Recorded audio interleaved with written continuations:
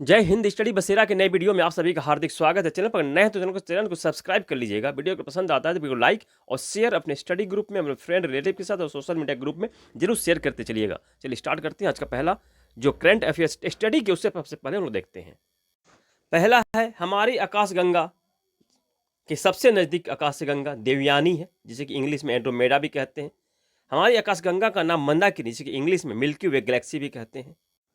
हमारी आकाशगंगा जो कि मंदाकिनी, जिसे इंग्लिश में मिल्की वे गैलेक्सी कहते हैं, यह सर्पीले आकार की यानी कि घुमावदार आकार की है। मंदाकिनी आकाशगंगा में सबसे चमकीला तारा साइरस को डॉग स्टार भी कहते हैं। पृथ्वी के सबसे नज़दीक तारा सूर्य है और उसके बाद सेकंड पोजीशन में प्रोस्टिमा सेंचुरी है, सबसे चमकीला तारा हमारी आकाशगंगा का।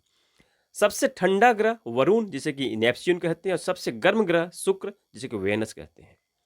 रात्रि में लाल दिखाई देने वाला ग्रह मंगल ग्रह, जिसे कि मार्स भी कहते हैं इंग्लिश में। पृथ्वी के सबसे नजदीक ग्रह शुक्र और सबसे चमकीला ग्रह शुक्र ही है। सूर्य के पृथ्वी के नजदीक ग्रह शुक्र है, यह ध्यान रखिएगा। और सूर्य के सबसे नजदीक ग्रह कौन सा है? तो मरकरी यानी कि बुध ग्रह है। मरकरी बुध ग्रह। सबसे दूर ग्रह कौन सा है? तो ये नेपच्यून वरुण है। वरुण सबसे दूर, और इसलिए यह ठंडा भी है, सबसे ठंडा भी है। भोर का तारा, सांझ का तारा और पृथ्वी की बहन किसे कहते हैं? तो शुक्र ग्रह को यानी कि वीनस प्लैनेट को कहते हैं। शुक्र ग्रह को भोर का तारा, सांझ का तारा या पृथ्वी की बहन इसे कहते हैं शुक्र ग्रह को।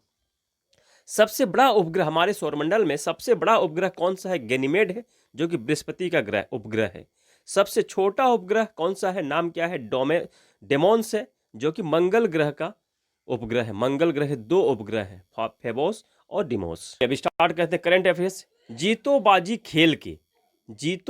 खेल के जो 9th आईसीसी चैंपियंस ट्रॉफी का ऑफिशियल सॉन्ग है। 9th आईसीसी चैंपियंस ट्रॉफी का आयोजन कहाँ किया जाएगा? पाकिस्तान में। और भारत के सभी मैच कहाँ होंगे? यूएई यानी कि यूनाइटेड अरब अमीरात में भारत के सभी मैच आयोजित होंगे, क्योंकि भारतीय टीम पाकिस्तान नहीं जा रही है।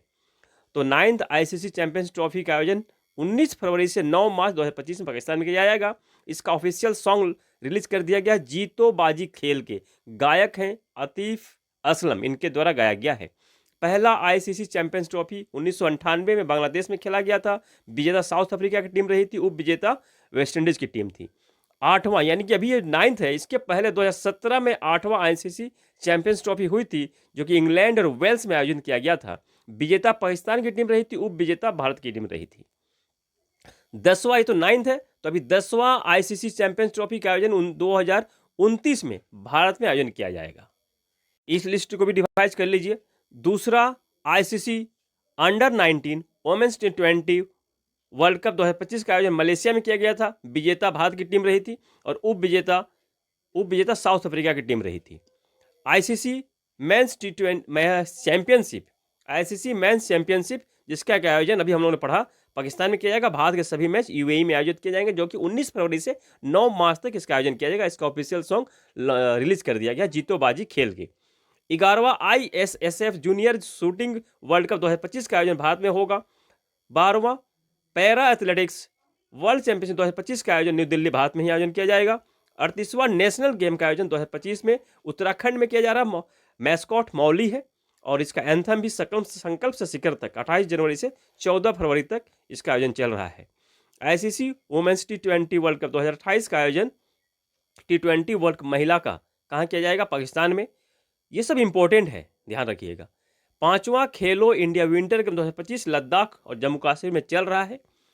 पहला खो खो वर्ल्ड कप 2025 का आयोजन न्यू दिल्ली भारत में किया गया था। विजेता भारत की टीम रही थी, महिला और फीमेल कैटेगरी दोनों में, और उप विजेता नेपाल की टीम रही थी। महिला और फीमेल कैटेगरी दोनों में ही उप विजेता टीम नेपाल की रही थी। महिला कबड्डी वर्ल्ड कप 2025 का आयोजन बिहार में। कबड्डी विश्व कप 2025 वेस्ट मिडलैंड्स ब्रिटेन में। और खेलो इंडिया यूथ गेम और पैरा गेम्स 2025 का आयोजन बिहार में। 30th वर्ल्ड बैडमिंटन चैंपियनशिप 2026 का आयोजन भारत में। फीडे शतरंज विश्व कप 2025 का आयोजन भारत में 31 अक्टूबर से 27 नवंबर 2025 में इसका आयोजन किया जाएगा। तीसरा अंडर 19 T20 वर्ल्ड कप 2027 का आयोजन बांग्लादेश और नेपाल में किया जाएगा। और अभी कौन सा किया गया? दूसरा मलेशिया में आयोजन किया गया। दोनों इंपॉर्टेंट है। 10th आईसीसी चैंपियनशिप 2029 में भारत में आयोजन किया जाएगा। ये तो बहुत ही इंपॉर्टेंट है। ये 10th जो आईसीसी चैंपियनशिप 2029 का भारत में आयोजन किया जाएगा। 23rd कॉमनवेल्थ गेम 2026 में आयोजन ग्लासगो स्कॉटलैंड में किया जाएगा और 20वां एशियन गेम 2026 का आयोजन जापान में किया जाएगा।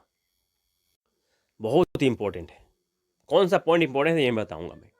रहीम अल हुसैनी, ये कौन है? रहीम अल हुसैनी इस्माइली मुसलमानों के धर्मगुरु हैं, इमाम है, 50वें इमाम हैं, 50वें धर्मगुरु हैं। इन्हें आगा खान 4 कहा जा रहा है। इन्हें आगा खान 4 की उपाधि दी गई है। ये आगा खान 4 मिल गए हैं इस्माइली मुसलमानों के धर्मगुरु। नाम इनका आहिल रहीम अल हुसैनी है और ये पैगंबर मोहम्मद के वंशज माने जाते हैं। जो 49th इमाम थे, आगा खान 4 थे, जो आगा खान 4 जिनका नाम प्रिंस करीम अल हुसैन था, इनका निधन अभी फरवरी 2025 में 88 वर्ष की एज में इनका निधन हो गया। इसके बाद रहीम अल हुसैनी को नियुक्त किया गया, आगा खान 5 के नियुक्त किया गया है।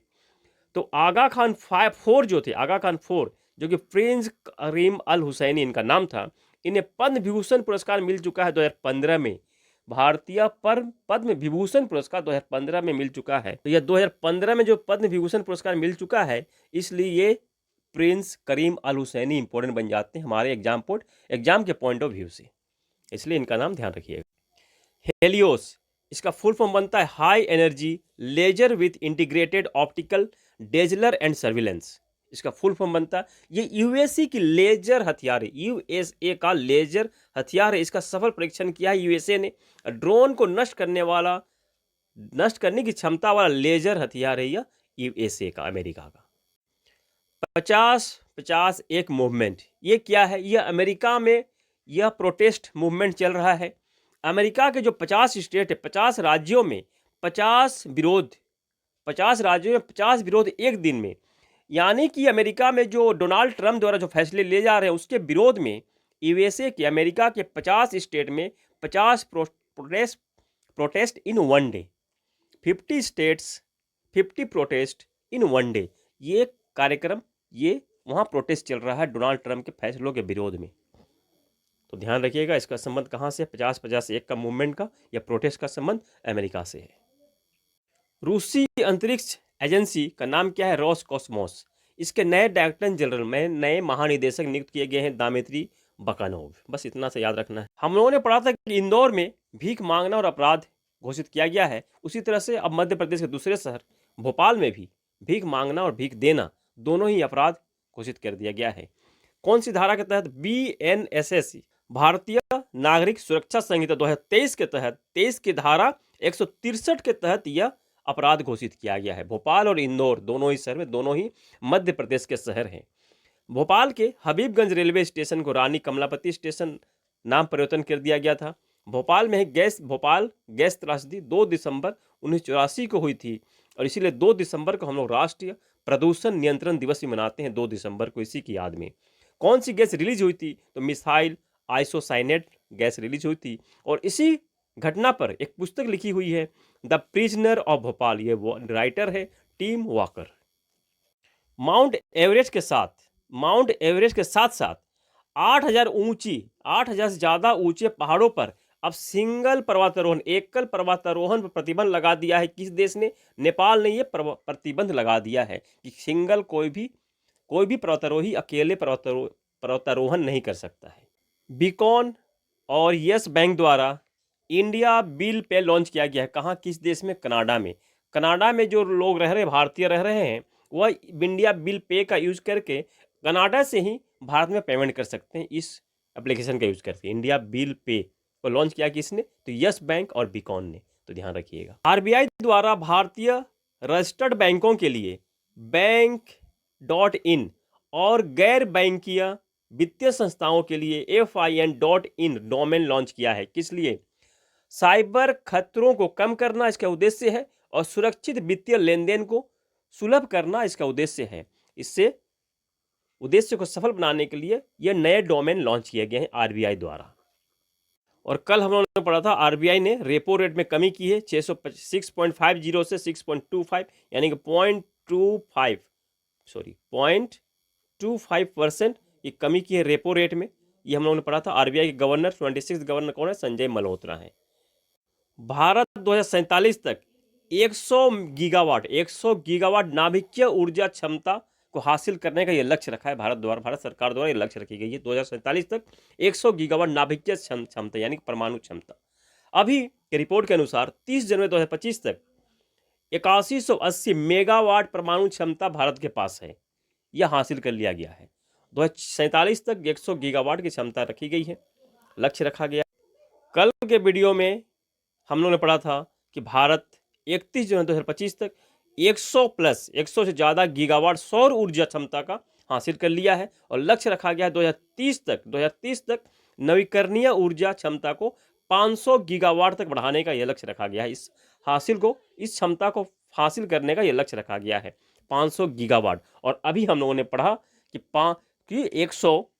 100 गीगावाट नाभिकीय क्षमता को हासिल करना लक्ष्य कब तक का है? 2047 तक ये लक्ष्य रखा गया है। 2047 तक 100 गीगावाट नाभिकीय क्षमता और 500 गीगावाट नवीकरणीय ऊर्जा को हासिल करने का 2030 तक का लक्ष्य रखा गया है।